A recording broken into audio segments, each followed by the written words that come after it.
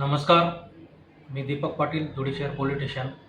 काल दिनांक 8/5/2025 रोजी पोलीस स्टेशनला हजर असताना गोपनीय बातमीद्वारा माहिती मिळाली की सुरत धुळे बायपास रोडवर चक्करबर्डी पाण्याच्या टाकीजवळ एक इसम हा मानवी मेंदूवर परिणाम करणाऱ्या गांजा सदृश्य पदार्थाची विक्री करण्यासाठी येणार असल्याची बातमी आम्हास मिळाल्याने सदर ठिकाणी स्टाफसह सापळा रचला असता त्या ठिकाणी एका इसमास ताब्यात घेतले.